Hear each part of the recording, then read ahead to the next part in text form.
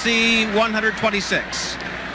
We told you about the other match there, the Gibbons one. Boy, that was a big controversial match and will probably be talked about for quite a while. We're going to AAA now for the next 4 weight classes, and we're going to see, first of all, 126-pounders Jeff Castro of Bettendorf, undefeated. Bettendorf hasn't had a very good tournament except for Castro so far, and he's their hope for a title. He's wrestling Waterloo East's Darnell Sallis, and this is the first man we've seen from Waterloo East, and Waterloo East looks like a well, they look like they've got it locked up in the AAA division now, although it was close. Well, that loss at Fort Dodge man Thompson against Knight may just have put East Waterloo in the driver's seat. They have to get Fort Dodge has to get a fall at super heavyweight against a Sindlinger from Charles City, one of our spotlighted athletes, in order to have a chance, and East Waterloo has to lose both of these matches. Darnell Sallis is on the right. You see him there. He's from Waterloo East. Getting ready against Jeff Castro. This will be an interesting match for Jeff Castro's dad, who happens to be the assistant coach at Bettendorf. Paul Castro. Maybe we'll get a shot of him shivering here in a little while. I'm sure he's got cold hands right now, Doug. This is nervous for the coaches and the athletes. Lisbon has the 1A locked up very well, and Clarion has the 2A locked up.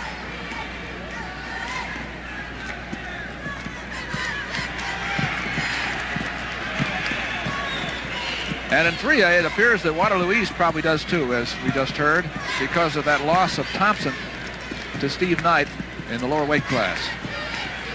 126 pounds.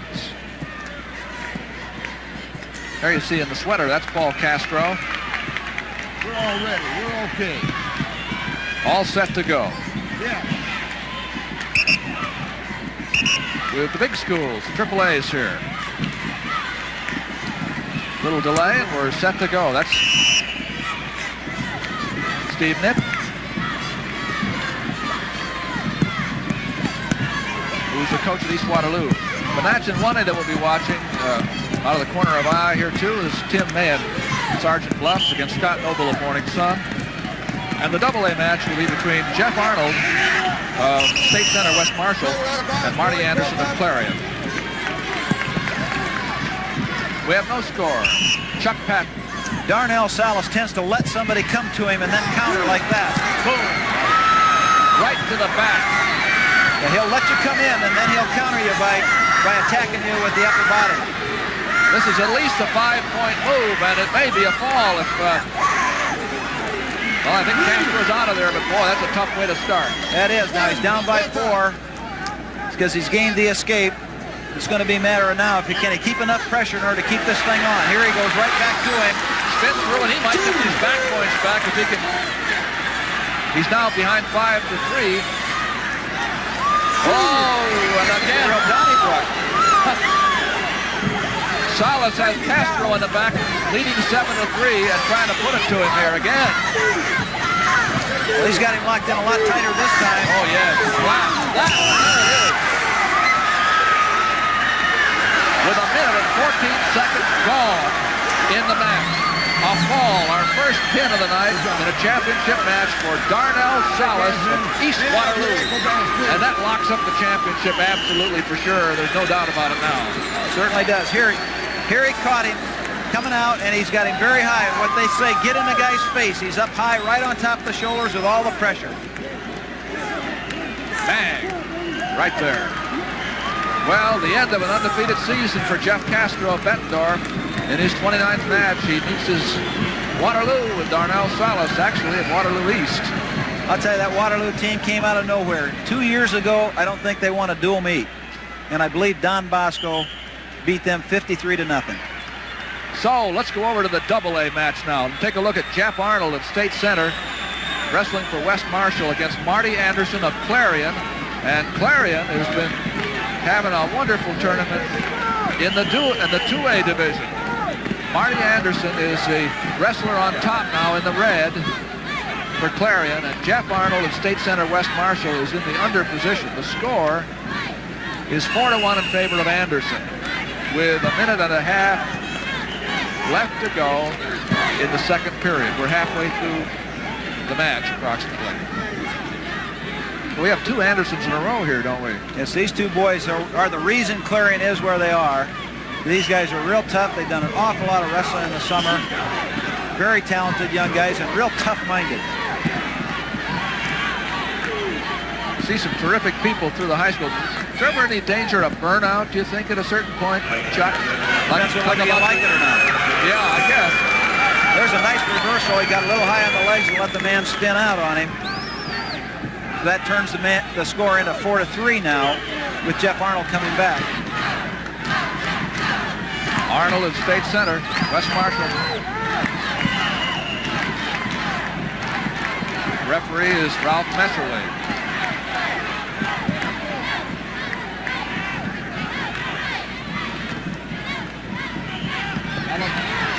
Nice elevator turn in, and it's a reversal for Marty Anderson, makes the score 6-3. He got just a hair lazy right there in the edge. You know, he tried to dump him over backwards, and it was like they were going to go off, and Anderson didn't stop. He just took that foot, used it back in the crotch for an elevator, and scored the reversal right on the edge. Been said a lot of times, you don't give up until the referee tells you to give up. Well, you see that happen so frequently. He's got the leg back in, which kind of takes away most of that action that Arnold might want to use against him. Been a lot of move in recent years to hurry up that leg in move, isn't there? So people can't ride with it as long. Yeah, they either have to use it aggressively on the offense, or they're getting him out of it now. Anderson, the man on top, leads by 3 with less than 8 seconds to go. 5, 4. And the period's going to run out with a 3-point lead for Anderson. When he didn't have the leg in, he stayed nice and loose on top and didn't dig in deep any place and let Arnold have a hold of anything. Right there in the edge, you know, he tried to dump him over backwards, and it was like they were going to go off, and Anderson didn't stop. He just took that foot, used it back in the crotch for an elevator, and scored the reversal right on the edge. Been said a lot of times, you don't give up until the referee tells you to give up. Well, you see that happen so frequently. He's got the leg back in, which kind of takes away most of that action that Arnold might want to use against him. Been a lot of move in recent years to hurry up that leg in move, isn't there? So people can't ride with it as long. Yeah, they either have to use it aggressively on the offense, or they're getting him out of it now. Anderson, the man on top, leads by 3 with less than 8 seconds to go. 5, 4. And the period's going to run out with a 3-point lead for Anderson. When he didn't have the leg in, he stayed nice and loose on top and didn't dig in deep any place and let Arnold have a hold of anything. So Jeff wasn't able to grab a hold of his hands as a result. He just stayed on top and floated with him. Dan Ray of Clarion. Boy, he's on cloud 9 this week. He has to be. Again, and Anderson, who's riding well, gets to start on top. He works with a deep waist first of all. Made a good first move, and he has Arnold flattened out. So he sticks that leg back in like that. Now this is where he got reversed before, but now he's going to catch him on his back with it maybe. The man didn't get turned all the way through, and he did get the 2 points. He got 2. It makes it 8-3 now. It's a desperate situation for Jeff Arnold on the bottom. He's down by 5 with a minute and a half to make it up. This is Marty Anderson of Clarion at 126 pounds. Our AAA match ended in a fall. Darnell Sallis with about as much action and packed into a minute and 14 seconds as you could ever hope to get. That's right. Put Jeff Castro away.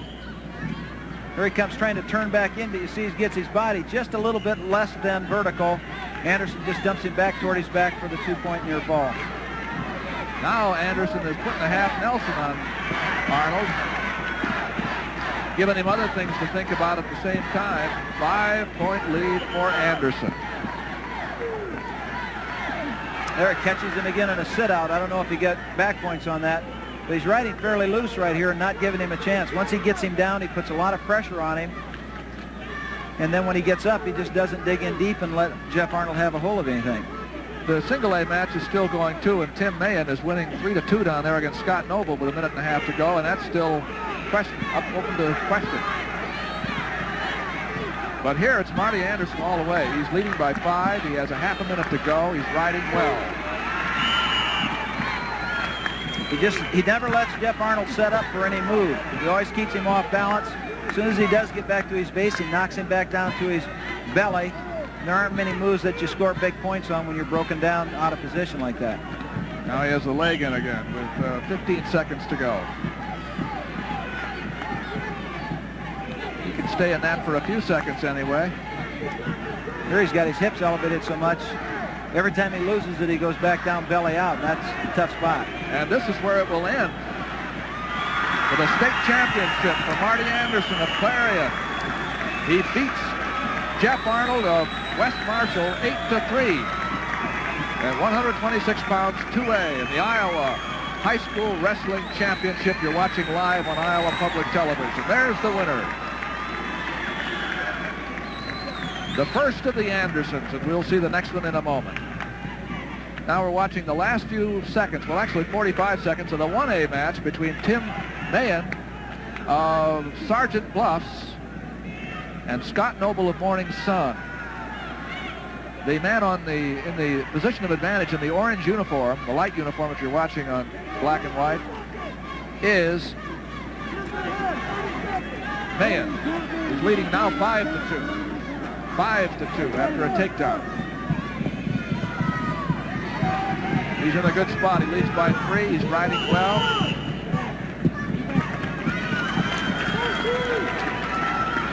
Third period.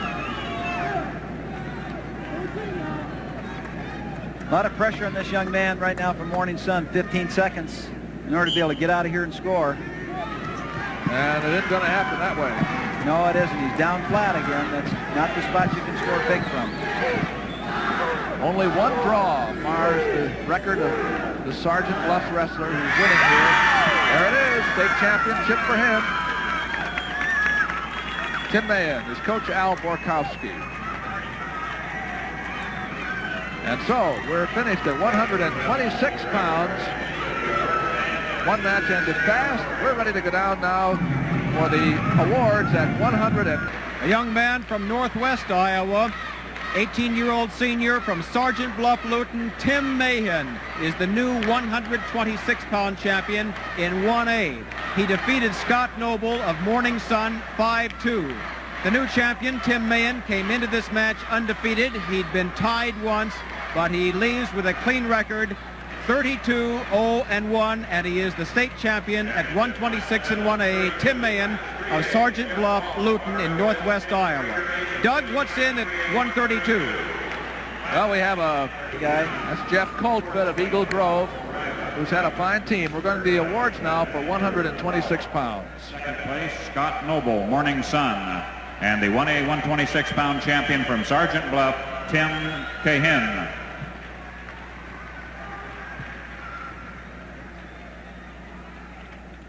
There he is. Sergeant Bluffs.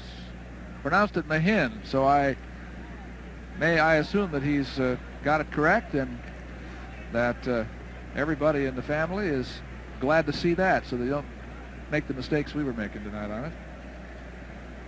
We're getting ready now for the AA winners at 126 pounds in this state wrestling championship live on Iowa Public Television. And you'll see Marty Anderson of Clarion take the top step here as a award.